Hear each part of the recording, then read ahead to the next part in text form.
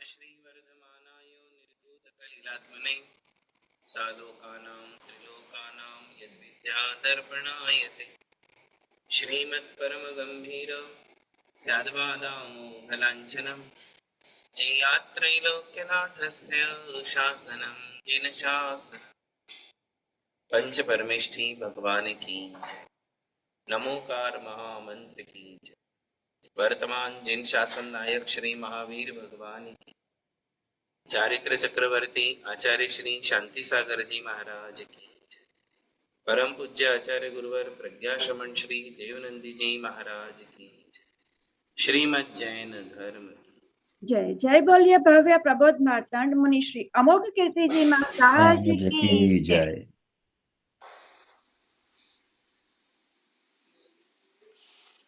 धर्म स्नेही बंधुओं,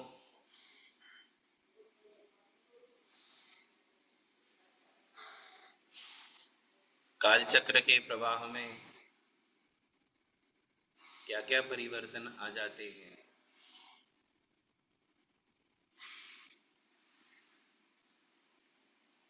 उस के विषय में पिछली क्लास में आपको बताया था कि चक्रवर्तियों का कैसा स्वरूप होता है।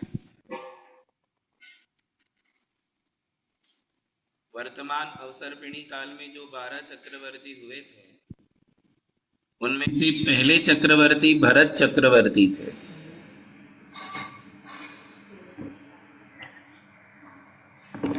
उन भरत चक्रवर्ती के लिए एक दिन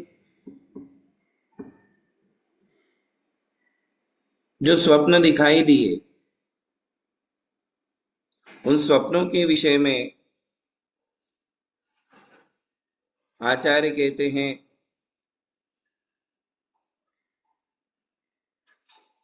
कि जो सपने भरत चक्रवर्ती ने देखे थे, वो सपने कैसे थे। आप सभी ने सुना होगा कि माता को 16 सपने पड़ते हैं। पता है ना आपको? 16 सपने माता को पड़ते हैं, किंतु वर्तमान अवसर्पिणी काल में और 2 महापुरुष ऐसे हुए जिन्हें 16-16 सपने पड़े। उनमें से पहले महापुरुष थे भरत चक्रवर्ती, और दूसरे थे जो पंचम काल में हुए थे, वो थे सम्राट चंद्रगुप्त, मौर्य सम्राट चंद्रगुप्त। ये सुनने में विचित्र लगता है, क्योंकि हमने सब जगह पढ़ा है, जाना है कि तीर्थंकरों की माताओं को ही 16 सपने पड़ते हैं। जब जब भी तीर्थंकर होते हैं, चाहे वो अवसर्पिणी काल में हो चाहे उत्सर्पिणी काल में हो, उन तीर्थंकरों की माताओं को 16 सपने पड़ते हैं। परंतु वे 16 के 16 सपने शुभ होते हैं। तीर्थंकर के जन्म की सूचना को देने वाले वे 16 सपने होते हैं। भरत चक्रवर्ती दिग्विजय करके आ गए, षट खंड के अधिपति बन गए। आने के बाद उन्होंने ब्राह्मण वर्ण की स्थापना भी की, और वह सब करने के बाद एक दिन उन्होंने रात्रि के अंतिम प्रहर में, रात्रि का अंतिम प्रहर कौन सा होता है पता है ना? कितने घंटे का एक प्रहर होता है? तो 2.5 घंटे का एक प्रहर होता है, 3 घंटे का एक प्रहर होता है, 3 घंटे का।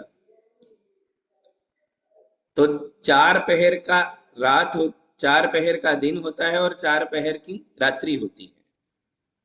संस्कृत में प्रहर कहते हैं हिंदी में पहर कहते हैं, पहर, प्र का प हो जाता है, और वो प्रहर 3-3 घंटे का होता है। तो रात्रि के अंतिम प्रहर में जो सपने पड़ते हैं वो सपने फलदायी माने जाते हैं। यानी कि सनराइज होने के 3 घंटे पहले, सनराइज होने के पहले के जो 3 घंटे हैं, वो 3 घंटे में जो स्वप्न आते हैं वो स्वप्न फल प्रदायक होते हैं, ऐसा शास्त्र कहते हैं। बाकी आप आधी रात में कितने भी सपने देखो, उसका कोई फल नहीं है। कई लोगों को सोते ही सपने स्टार्ट हो जाते हैं, उनका भी कोई फल नहीं है। कई लोग तो रात भर सपने ही देखते रहते हैं, ऐसे स्वप्नों का कोई फल नहीं है। कौन से स्वप्न फल देते हैं? तो कहते हैं जिसकी नाड़ी बराबर चल रही हो। नाड़ी, नाड़ी देखते हैं ना, नाड़ी वैद्य। तो जिनकी वात पित्त और कफ को दिखाने वाली नाड़ी बराबर चल रही हो, अर्थात जिनके शरीर में वात पित्त और कफ का संतुलन बराबर चल रहा है, बैलेंस है, जो स्वस्थ है, जिसको समय पे नींद आ जाती है, समय पे नींद खुल जाती है, और जो पूरी नींद लेता है, बीच में नींद टूटती नहीं है। आप लोगों को तो बीमारी है, 2-2 घंटे में तो आपकी नींद टूट जाती है। तो ऐसा स्वस्थ व्यक्ति जो सोने के बाद पूरी नींद होकर के ही उठता है, ऐसे स्वस्थ व्यक्ति ने यदि रात्रि के अंतिम प्रहर में, रात्रि कहां से शुरू हुई? जहां सनसेट हुआ, सनसेट होने के बाद रात्रि शुरू हो गई, और रात्रि कहाँ खत्म हुई? जहां सनराइज होता है वहां रात्रि खत्म। तो अंतिम प्रहर के जो 3 घंटे हैं, उसमें जो स्वप्न देखे जाते हैं वो स्वप्न फल प्रदायक होते हैं, ऐसा कहा गया है। अब वो अशुभ स्वप्न भी हो सकते हैं और शुभ स्वप्न भी हो सकते हैं। तीर्थंकरों की माताओं ने जब भी स्वप्न देखे वो शुभ स्वप्न थे, किंतु भरत चक्रवर्ती ने एक दिन रात्रि के अंतिम प्रहर में 16 स्वप्न देखे। वो 16 स्वप्न देखने के बाद जब उनकी नींद खुली तो वो प्रसन्न नहीं थे, वो चिंताजनक स्थिति में थे।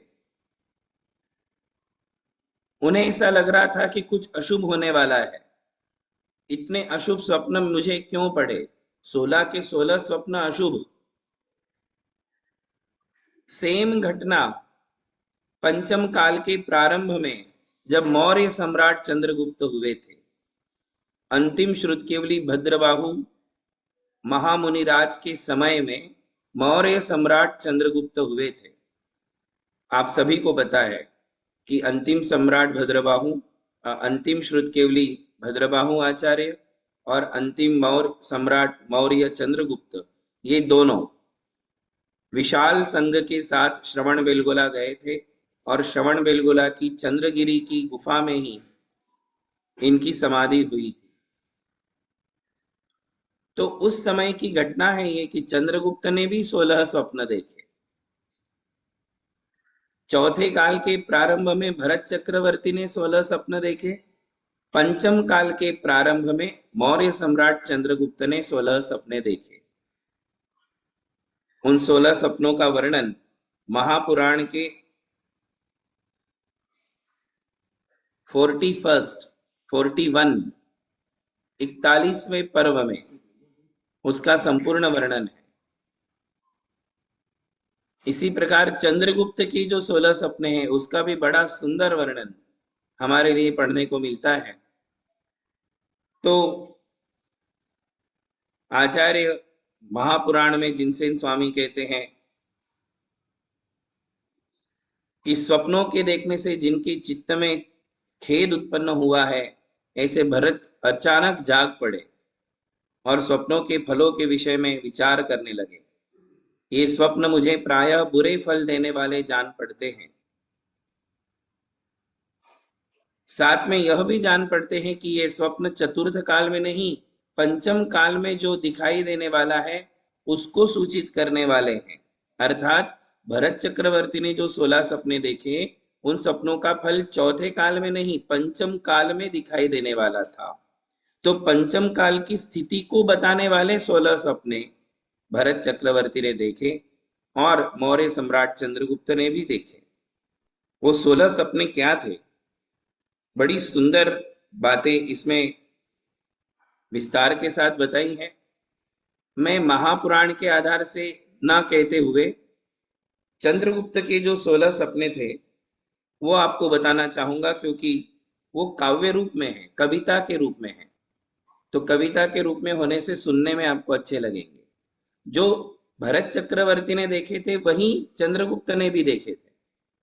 भरत चक्रवर्ती ने अपने 16 स्वप्न समो शरण में जाके भगवान आदिनाथ के सामने निवेदित किए और भगवान आदिनाथ को वे 16 स्वप्न बताकर उनसे निवेदन किया कि भगवान, ये 16 स्वप्न मेरी चिंता को बढ़ा रहे हैं, आप कृपया उनके फलों का निर्देश कीजिए कि इन 16 सपनों का फल क्या है।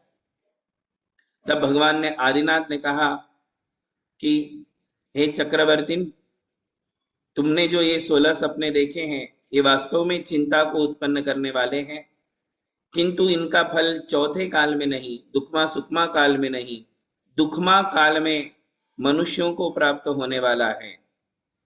इसी प्रकार जब सम्राट चंद्रगुप्त ने 16 सपने देखे तो उन्होंने ये सारे सपने किसको जाकर बताए? तो अंतिम श्रुतकेवली भद्रबाहु स्वामी को बताए, और वे निमित्त ज्ञानी थे, श्रुतकेवली थे। तो भद्रबाहु आचार्य ने भी सेम आंसर चंद्रगुप्त को दिया कि हे राजन, ये जो स्वप्न है ये आने वाले इस पंचम काल के 21,000 वर्ष में क्या क्या होने वाला है, ये उसको बताने वाले 16 स्वप्न हैं। तो इस प्रकार भूमिका मैंने आपके सामने रख दी है कि 16 स्वप्न भरत चक्रवर्ती को भी पढ़े और 16 स्वप्न मौर्य सम्राट चंद्रगुप्त को भी पढ़े। अब हम वो स्वप्न पढ़ेंगे कि वो स्वप्न क्या थे और उनका फल क्या था। तो बड़ी सुंदर कविता है। देश अवंती में उज्जैनी, नगरी जन धन धर्म प्रधान, अंतिम मुकुट बद्ध गुण भूषण, चंद्रगुप्त सम्राट महान। अवंती देश के उज्जैनी नगरी में जो राजधानी थी, उस राजधानी के राजा अंतिम मुकुटबद्ध मौर्य सम्राट चंद्रगुप्त थे। पिछले पहर स्वप्न 16 लख, चित्त हुआ दुश्चिंतावान, उसी दिवस अंतिम श्रुतधर, श्री भद्र भाव आए गुण खान। कहते हैं कि रात के पिछले प्रहर में, अंतिम प्रहर में 16 सपने देखे और देख करके सम्राट चंद्रगुप्त भी चिंतित हो गए। और उसी दिन श्रुतकेवली भद्रबाहु आचार्य का उज्जैनी नगरी में प्रवेश हुआ। भक्ति भारनत स्वप्न मालिका, फल पूछा प्रमुदित मन से, भद्रबाहु यतिवर वच बोले, फल सुन मन वैराग्य जगे। कहते हैं कि भक्ति के साथ सम्राट चंद्रगुप्त ने भद्रबाहु श्रुतकेवली के दर्शन किए और दर्शन करके विनम्रता पूर्वक बैठ करके अपने 16 स्वप्न उसने बताए। तो भद्रबाहु आचार्य ने जब उन 16 स्वप्नों का फल बताया तो सम्राट चंद्रगुप्त को वैराग्य आ गया और उन्होंने वास्तव में दीक्षा ले ली। किसी को क्या क्या निमित्त मिलते हैं दीक्षा लेने में, तो आप सभी को पता होगा, इतिहास है। मौर्य सम्राट चंद्रगुप्त ने दिगंबर दीक्षा धारण की थी अंतिम श्रुतकेवली भद्रबाहु के करकमलों से, और उनकी दीक्षा में क्या निमित्त बने? तो ये 16 स्वप्न निमित्त बने। 16 स्वप्नों का फल सुनकर वो भयभीत हो गए कि क्या क्या होने वाला है। तो देखिए, अब स्वप्न बताते हैं। पहला सपना, सूर्य अस्त का फल है राजन, अंग पूर्व का ज्ञान विलीन, खंडित कल्प वृक्ष की शाखा, नरपति होंगे संयमहीन। पहला स्वप्न देखा कि सूर्य अस्त हो रहा है। क्या देखा? ये सब आप नोट कर सकते हो। चंद्रगुप्त का पहला स्वप्न क्या था? सनसेट हो रहा है। सनराइज होते हुए देखना शुभ है, किंतु सनसेट देखना अशुभ है। तो सूर्य को अस्त होते हुए जब उन्होंने देखा तो उसका भद्रबाहु आचार्य ने फल बताया कि हे राजन, अंग पूर्व का ज्ञान विलीन इस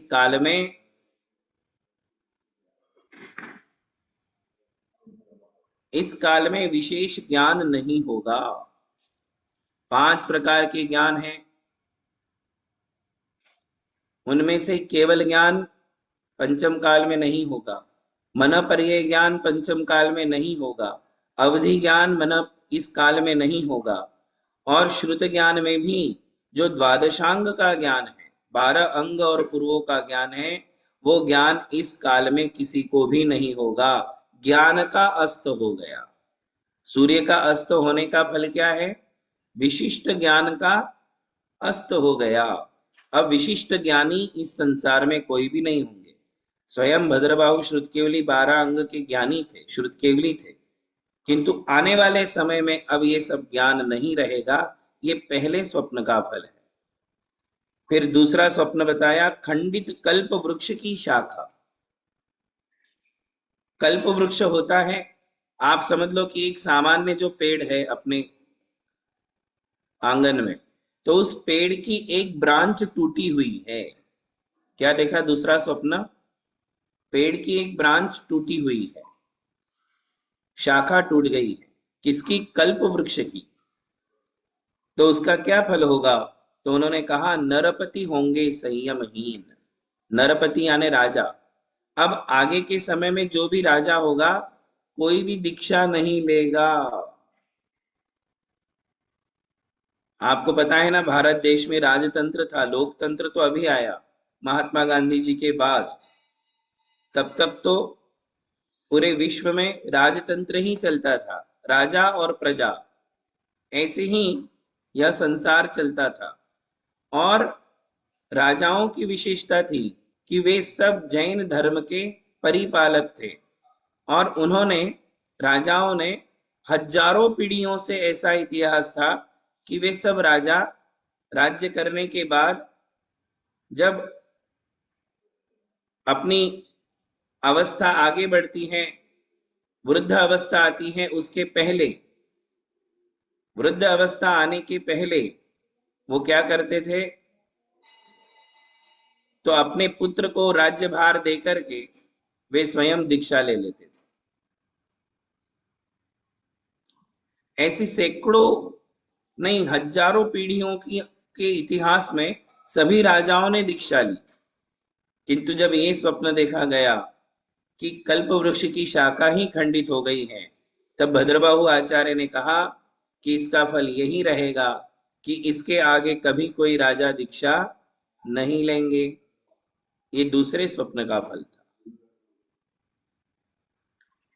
छिद्र युक्त राशि मंडल का फल जैनाभास प्रकट होंगे, 12 फण युक्त नाग बताता, द्वादशांग दुष्काल पड़े।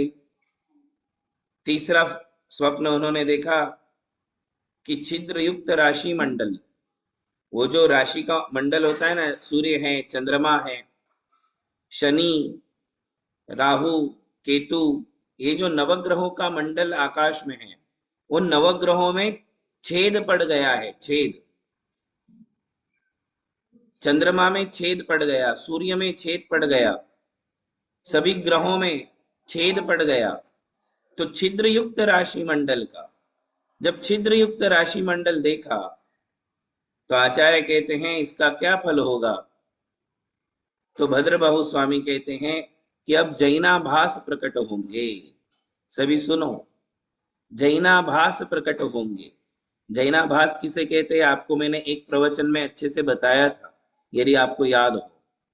3 बातें बताई थी, जैन, जैनेतर और जैनाभास। याद है ना?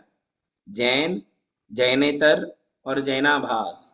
जैनाभास का मतलब है कि जैन समाज में ब्रांचेस हो जाएगी, जैन समाज में फूट पड़ जाएगी, जैन समाज विघटित हो जाएगा और जैन समाज में ही मत मतांतर शुरू हो जाएंगे।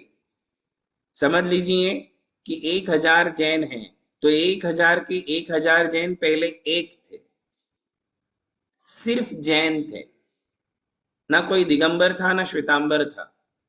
किंतु आचार्य भद्रबाहु कहते हैं कि यह जो तुमने तीसरा स्वप्न देखा है कि ग्रहों में राशियों में छिद्र पड़ गए हैं, इसका फल ये है कि ये जैन धर्म रूपी चंद्रमा में छेद पड़ जाएंगे और क्या होगा, तो ब्रांचेस हो जाएगी, दो दो ग्रुप हो जाएंगे। और वो आज हम देख रहे हैं कि पहले जो जैन धर्म सिर्फ एक था, आज जैन धर्म की कितनी शाखाएं हो गई। तो सबसे पहले दिगंबर और श्वेतांबर, ये दो मत प्रारंभ हो गए। उसके बाद श्वेतांबरों में भी स्थानक पंथी, देरावासी और तेरापंथी, ऐसे 3 ब्रांचेस हो गई। दिगंबरों में भी तेरापंथी, 20पंथी, कांजीपंथी, 3 ब्रांचेस हो गई। श्वेतांबरों में 3 भाग हो गए, दिगंबरों में 3 भाग हो गए। और इसके अलावा अभी वापिस यदि इस समय में आप देखोगे तो जैन धर्म को ही पकड़ के नई नई ब्रांचेस खुल रही है, नए नए पंथ परंपराएं स्टार्ट हो रही हैं, हो चुकी है ना। अभी तक हम क्या समझ रहे थे कि दिगंबरों में 3 ही हैं, कोई तेरापंथी है, कोई 20पंथी है, कोई कहानपंथी है, किंतु इसके अलावा भी बहुत सारे पंथ स्टार्ट हो चुके हैं। अब ये कब तक चलेगा, तो पंचम काल के अंत तक ये ब्रांचेस बढ़ती जाएगी, बढ़ती जाएगी। आप लोग जो ये सोचते हो कि महाराज कुछ ऐसा करो कि सब एक हो जाए, तो ये स्वप्न देखना छोड़ दो, ऐसा हो नहीं सकता। ये पंचम काल है। पंचम काल में जैन धर्म में ब्रांचेस बढ़ती ही जाएगी। श्वेतांबर भी अंदर अंदर बढ़ गए हैं, स्थानकवासी भी अंदर अंदर बढ़ रहे हैं, तेरा पंथ वाले श्वेतांबर भी अंदर अंदर बढ़ रहे हैं। इसी प्रकार हमारे अंदर भी कई ब्रांचेस हो रही हैं, मत मतांतर होने लग गए हैं। जितने मत मतांतर होंगे उतनी शाखाएं बढ़ती ही जाएगी। ये पंचम काल का कटु सत्य है। सम्राट भरत ने जो 16 सपना देखे थे वो भी हम एक बार आपके सामने पढ़ेंगे। ये तो काव्यमय है इसलिए मैं आपके सामने पढ़ रहा हूं। तो ये छिद्र युक्त राशि मंडल का जैनाभास प्रकट होंगे। जो जैन नहीं है, जैन जैसे लगते हैं, उन्हें जैनाभास कहता है। ये परिभाषा आपको बताई थी मैंने, है ना। देखो सोना और लोहा ये तो बिल्कुल अलग अलग है, सोना अलग है और लोहा अलग है। क्लियर पता चल जाता है कि ये लोहा है और ये सोना है। किंतु सोना और पीतल ये जब होते हैं तो उन दोनों में हमारे लिए भ्रांति हो जाती है कि सोना कौन सा है और पीतल कौन सा है। उसे जैनाभास कहते हैं। जो जैन जैसे लगते हैं किंतु वास्तव में जैन नहीं है, उन्हें जैनाभासी कहते हैं। तो जैन संप्रदाय में जो शाखाएं बढ़ेगी, ब्रांचेस बढ़ेगी, वो चंद्रगुप्त के तीसरे स्वप्न का फल था। और फिर कहते हैं 12 फणयुत नाग बताता द्वादशांग दुष्काल पड़े, है ना। क्या कहते हैं, 12 वर्ष दुष्काल पड़े। 12 फण युत नाग बताता, स्वप्न में क्या देखा चंद्रगुप्त ने, 12 फण वाला नाग, नाग स्नेक, उसको कितने फणा थे, 12, 12 फणा। वो 12 फण वाला नाग देखा तो उसका क्या फल है, तो भद्रबाहु आचार्य ने कहा 12 फण वाले नाग का क्या फल होगा। तो सम्राट चंद्रगुप्त ने कहा, भद्रबाहु श्रुतकेवली ने कहा कि आगे आने वाले 12 साल तक उत्तर भारत में दुष्काल पड़ेगा। क्या पड़ेगा, दुष्काल। खाने को अनाज नहीं मिलेगा, पीने को पानी नहीं मिलेगा। इसको कहते दुर्भिक्ष, दुष्काल। ऐसा दुष्काल जो है 12 वर्ष तक पड़ेगा। ऐसा किसने बताया? भद्रबाहु श्रुतकेवली ने। और इतिहास है, 12 वर्ष का दुष्काल दुर्भिक्ष उत्तर भारत में पड़ा, और उस समय सम्राट चंद्रगुप्त अंतिम श्रुतकेवली भद्रबाहु के साथ 12,000 मुनि उज्जैनी नगरी से विहार करते हुए दक्षिण देश में चले गए, तमिलनाडु तक चले गए, कर्नाटक और तमिलनाडु तक, वहां तक पहुंच गए। भद्रबाहु श्रुतकेवली श्रवण बेलगोला पहुंचे, विशाखाचार्य वहां से विहार करके तमिलनाडु पहुंचे। तो उत्तर भारत छोड़ना पड़ा। क्यों? क्योंकि उत्तर भारत में 12 साल ऐसी त्राही त्राही मच गई कि लोगों के अनाज के गोदाम खत्म हो गए। जमीन ने अनाज देना बंद कर दिया, जितना स्टोरेज में था वो भी खत्म हो गया, और फिर लोग एक दूसरे को मारने के लिए उतालू हो गए। ऐसी भयंकर और कठिन परिस्थिति उन 12 वर्षों में आई थी, और उसी समय दिगंबर और श्वेतांबरों में मतभेद हुआ और 2 ब्रांचेस हो गई थी। ऐसा इतिहास है। वरना सभी पूर्व में दिगंबर मुनि ही थे, ऐसे ही जैन मुनि थे, नग्न मुनि ही होते थे। किंतु उस समय, उस पीरियड में, भद्रबाहु श्रुतकेवली के समय में हमारे इस श्रमण परंपरा में 2 भेद हो गए, दिगंबर श्रमण और श्वेतांबर। क्योंकि दुर्भिक्ष की वजह से वहां जो साधु रह गए थे उन्हें सफेद कपड़े पहनने पड़े, क्योंकि लोग मुनियों को देखकर उनको भी पत्थर मारने लग गए कि हमारे लिए खाने को नहीं है, आपके लिए हम खाने को कहां से देंगे। तो जब उनकी नग्नता को देख करके लोग पत्थर मारने लगे, तब फिर साधुओं ने अपने पास लाठी रखी। लाठी आज भी होती है, देखो, वो लाठी तब से चली है श्वेतांबर साधुओं के साथ। वो लाठी आई कि उसके बाद कपड़े पहन लिए, फिर अपने साथ वो डिब्बे रखते गए, और उस समय घर घर जाकर के मांगने लगे, क्योंकि दुर्भिक्ष में कोई भी उन्हें आहार कराने के लिए तैयार नहीं था। तो वो अपने साथ डिब्बे रख करके, बर्तन रख करके घर घर से लाते और मंदिर के पिछले भाग में जाकर के खाना खाते। वही परंपरा कंटिन्यू आज तक चली। तो श्वेतांबर परंपरा का उद्भव आज से 2000 वर्ष पहले जो सम्राट चंद्रगुप्त ने 16 सपने देखे थे, उस समय हुए थे। ये 4 ही स्वप्न मैंने आपके लिए बताए। पहला स्वप्न जो देखा था कि सूर्य का अस्त हो रहा है। दूसरा स्वप्न देखा था कल्प वृक्ष की शाखा खंडित हो गई है। तीसरा स्वप्न देखा था कि राशि मंडल में, ग्रह मंडल में छेद पड़ गया है। और चौथा स्वप्न देखा था कि 12 फण वाला नाग, वो 12 फण वाला नाग उन्होंने चौथे स्वप्न में देखा। चारों स्वप्नों का फल आपके लिए बताया। इसके अलावा 12 स्वप्नों का और फल है, वो भी आपके लिए अगली क्लास में हम आपके लिए बताएंगे। आज इतना ही। बोलिए महावीर भगवान की जय। जय बोलिए परम पूज्य मुनि श्री अमोघ कीर्ति जी महाराज आज की की जय। जय।